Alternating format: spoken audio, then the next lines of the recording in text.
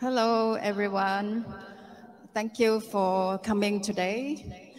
Today is another occasion for the Churning Milk Forum that we have organized one time already, and this is the second forum that will address from this mini RAM from the project Churning Milk, the Rituals of Things that Baan Noorg has been working on for the Documentafifteen. So this time is, we are quite happy that finally we have make it possible to invite the farmers in nearby Kassel to come and join the Biolandhof Krug farm, which is located in nearby Kassel, only 10 to 15 minutes from Kassel. And then the farm representative today is Johanna Krug. And then we are very pleased to also invited Dr. Carsten Steinhagen from the Edermund Gift city near Kassel also. Also our special guest. And yeah, today occasion we have also invited Miriam Leitner, who will be the moderator of the occasion. We are very excited that this happened now. So we are very happy that Miriam accepted our invitation. We met Miriam at Biolandhof Krug farm at the beginning when we went to research and explore the farm, especially bio farm in Kassel. And the background of Miriam Leitner is very interesting. She's the researcher, and she also interested in social cultural work, and also when she researched, she also do.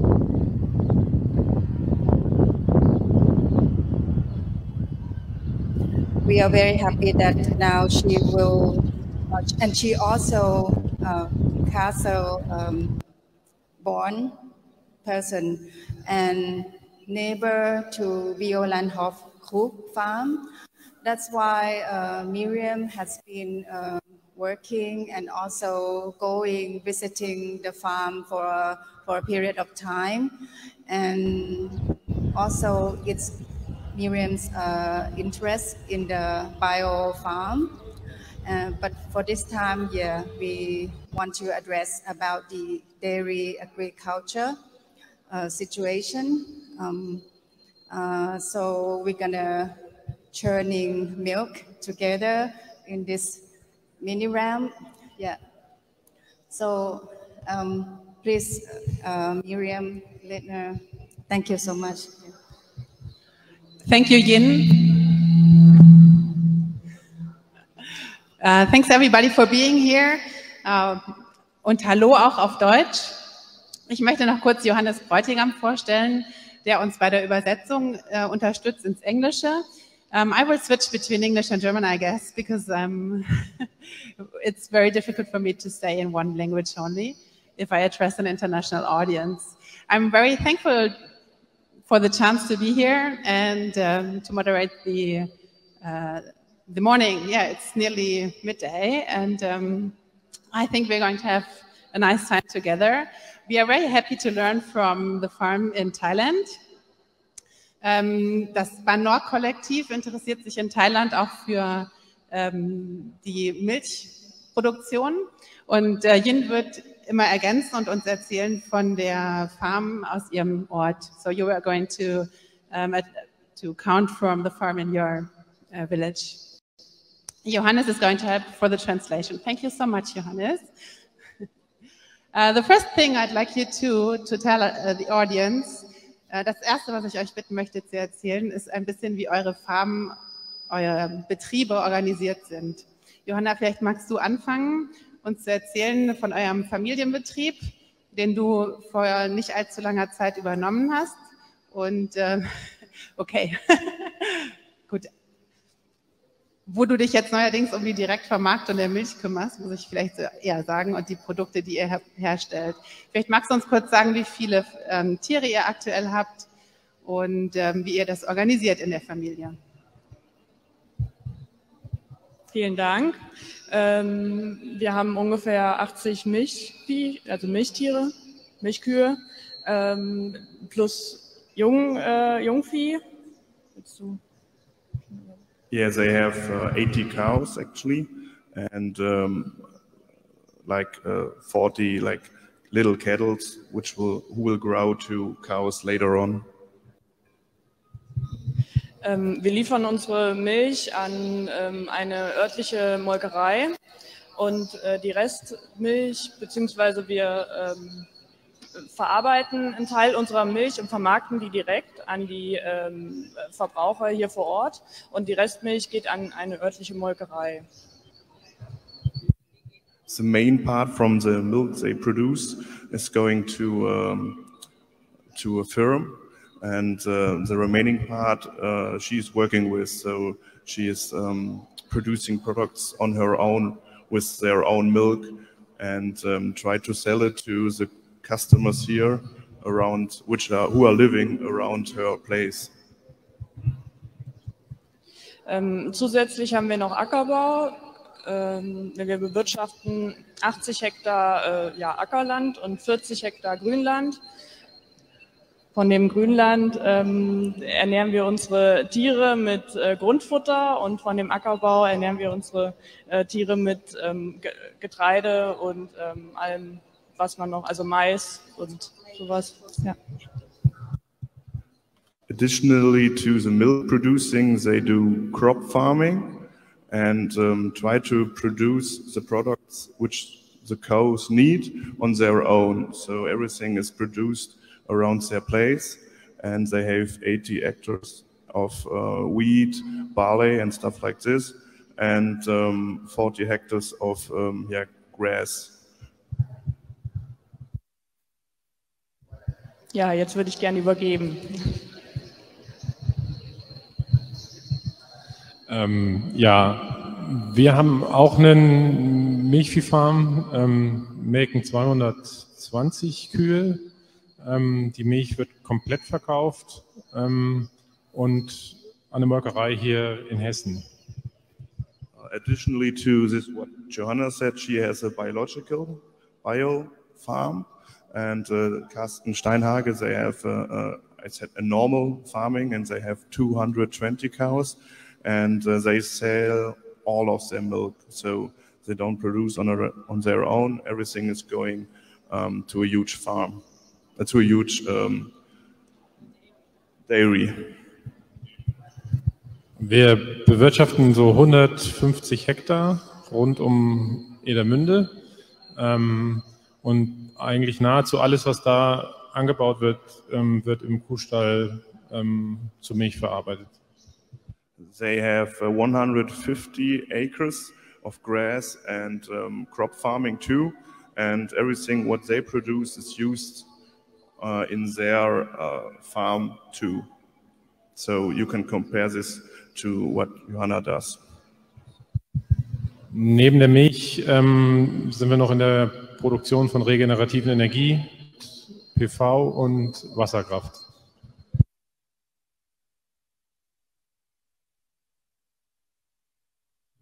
Additionally to the milk, they have solar on their buildings, which produce energy.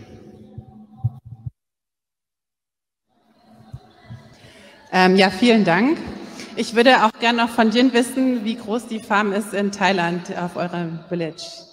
So maybe you wanted to present the farm in Thailand. Yeah, I'm very glad that now here through this forum we have the biofarm model in Kassel to come and join. And then also it's very interesting when Dr. Carsten talk about his other profession that he's been working on in parallel with running the farm, the hydroelectrical power plant. Yes, in Thailand, we, especially in our village, we are a small village, but we are among the not so many locations that having this dairy farm agriculture. And our farmers, mainly, majority of the farms there are conventional farms. So we want to take this chance to address new knowledge to the farmers there, especially to how to organize the farm and what are the new knowledge that they can combine to their practice.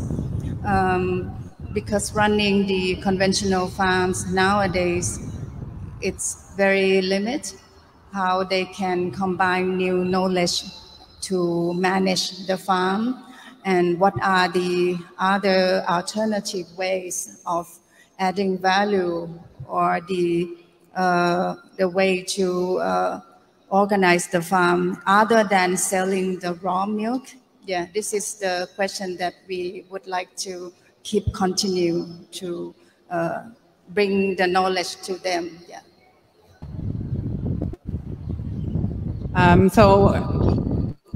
Daraus ergeben sich für mich eigentlich zwei Fragen. Das erste ist, ich weiß nicht, ob viele im Publikum wissen, dass tatsächlich in Thailand die gleiche Viehrasse gehalten wird wie hier in Deutschland.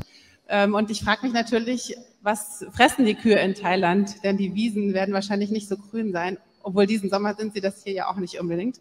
The first question I have, the farms in Thailand, they use the same breed as we do, the Norwegian Friesian, which were imported into Thailand, I think in the 60s. Maybe you want to tell something about this. And we mainly feed the cows from the grassland. So what do the Thai cows eat? How are they fed? Yeah, we have experienced that they order the ready food from the factory, and same as having the hay from the neighbors, or if they can manage better, they have their own land and they can grow the grass, and they can have their own hay or fresh grass for the cow. So this is the thing that we would like them to open up. How can they manage to organize their own food, or way by buying the food from factory, but also can make their own food for the cows. Yeah, this is going to be quite a challenge for them. Yeah. Also vielleicht fasse ich noch mal kurz auf Deutsch zusammen. In Thailand gibt es einige Landwirte, die es schaffen, das Futter selber anzubauen, aber meistens wird es dazu gekauft. So mostly it's bought. Das Wort biologischer Anbau und konventioneller Anbau ist jetzt schon mehrfach gefallen. Ich würde euch ganz einfach fragen, wenn ihr den Unterschied erklären würdet in euren Futtermethoden, das Wichtigste, der Unterschied, was würdet ihr da sagen? Also wenn man jetzt überlegt, wie kann man in Thailand den Milchviehbetrieb nachhaltiger, wie man heute ja sagt, organisieren, was würde euch dazu einfallen? Welche großen Unterschiede gibt es im deutschen Milchviehbetrieben? Und was davon würdet ihr sagen, könnte man weitergeben? Magst du anfangen, Carsten? Ich hatte jetzt gehofft, dass Johanna anfängt. Ich denke, ein wesentlicher Unterschied ist tatsächlich der Einsatz von Pflanzenschutz und mineralischer Düngung auf dem Acker. Sonst sind die Ansprüche an die Haltung und die Fütterung eigentlich sehr ähnlich.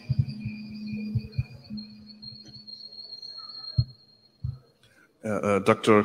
Carsten Steinhagen hoped that he didn't have to start at first.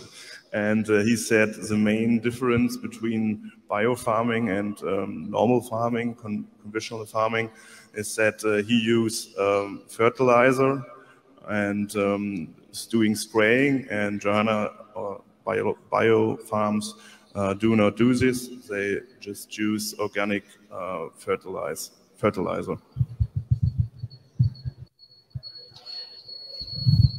Ja, genau. Also das ist der Hauptunterschied. Die Haltungsbedingungen sind eigentlich hauptsächlich, oder die Unterschiede in der Haltung sind, dass in der Biolandwirtschaft Weide vorgeschrieben ist. Also das ist wirklich ein Muss, und in der konventionellen Landwirtschaft nicht. Aber das heißt nicht, dass die konventionellen Landwirte ihre Tiere nicht auf die Weide treiben. Also das machen trotzdem viele einfach aus Überzeugung. So another main difference is that a biofarm has to have a huge paddock with grass where the cows can go on at night, example, and they can run around and have some more space than they have at the farm itself. So the biofarms, they have like a limit or a number how often the cows have to go out. So they have to go out and it will be controlled. And yeah, that's another main point, main difference.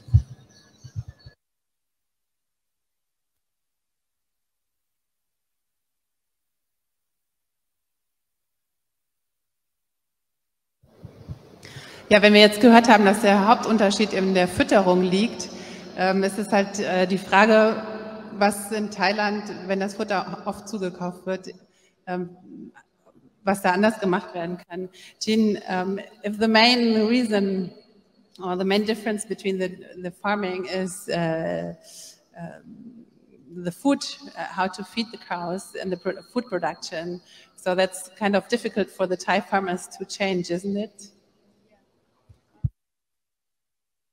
Yeah, I think the food system connect to the way how they can maintain their lands. And so this happened around 50 years ago, that because of the intensive global economic system. And so the farmers cannot really maintain their lands. So this is what happened right now. So we are thinking, if they have limited land, how can they develop their system and perhaps reorganize the management, and so they can slowly earn more. And some of the young farmers nowadays, at around 30 years old to 40, 45, they are now recovering to buy land back to their family, yeah, because they used to lose their land, and after they bring their new practice, these young people, they got education, and then they decided to come back to run the farm after their parents. So this is the thing that just happened, but it's still not very widely in the village right now. So we want to learn more and perhaps can inspire them. Yeah.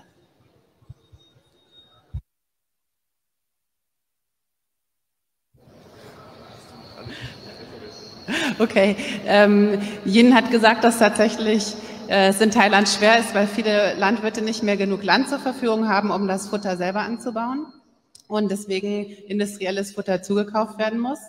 Auf der anderen Seite gibt es auch eine Bewegung von jungen Landwirten, die in die Städte gegangen sind zum Lernen und auch universitäre Ausbildungen haben im Agrarbereich.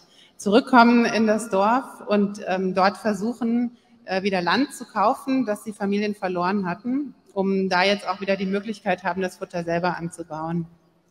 Und ich denke, das Land ist eine große Frage auch. Wir haben eben gehört, ihr habt zwei recht unterschiedliche Betriebe, was die Größe betrifft. Carsten, dein Betrieb ist für hessische Verhältnisse ziemlich groß. Und Johanna, ihr seid in der Lage mitten in der Ortschaft. Ihr habt das Land, was eben da ist, das ist recht begrenzt. Da wollte ich euch noch mal bitten, kurz zu schildern, wie die Entwicklung in den Dörfern ist und wie es in Deutschland mit dem Land im Moment aussieht. Ist das schwer zu bekommen? Wie sind die Preise? Ist es einfach möglich, Land wieder zurückzubekommen? Hattet ihr mal mehr? Ist das verloren gegangen? Vielleicht habt ihr dazu was zu sagen. Und dann werde ich noch kurz für Jin übersetzen. So, I translated what you said, and now I have the question about the land in Germany, because the farms have different sizes, and this also is the reason the land that's available for the farmers. So this decides on the development of the farms very often. So they are going to explain in their villages about the situation of the land situation.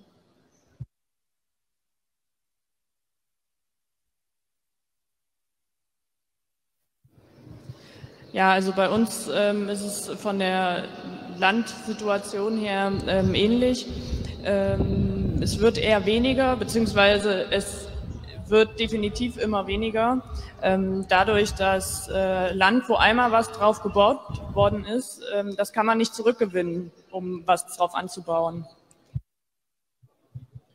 Johanna said that you can compare the situation at your place with the situation at her place or at Carsten's place, because the prices for land are growing, and when you build a building on the land or on a paddock, you cannot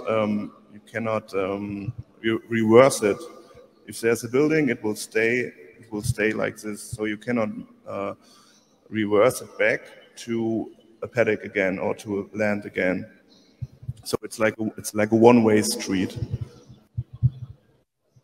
Und gerade bei uns ist es jetzt so, dass die Industrie immer mehr vorrutscht, sage ich mal. Also bei uns ist ein großer Autokonzern direkt vor der Haustür, und der hat in den letzten, 10 Jahren ziemlich viel zugebaut. Und gerade dadurch haben wir eigentlich am meisten Land verloren.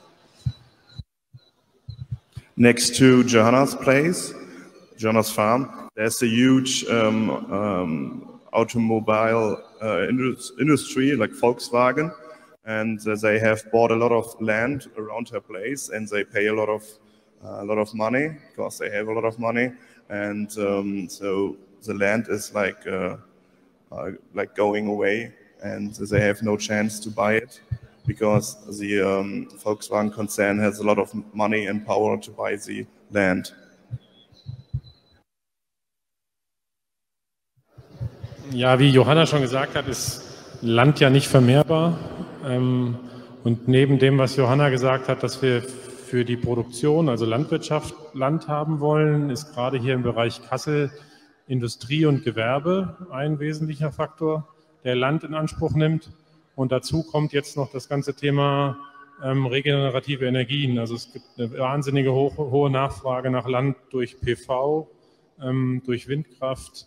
Und dann kommt zu diesen ganzen Themen noch dazu, dass wir auch Flächen haben wollen für Artenschutz, für Naturschutz und diese ganzen Themen. Und all diese Nachfragen nach Land konkurrieren immer um denselben Hektar, weil nur auf dem einen Hektar kann man entweder das eine oder das andere machen.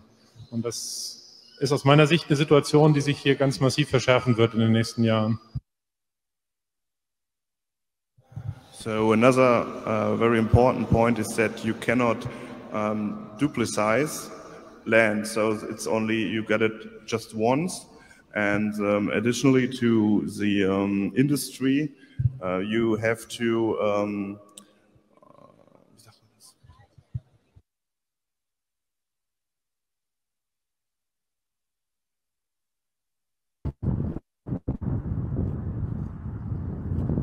And another problem is the regulation from the policy.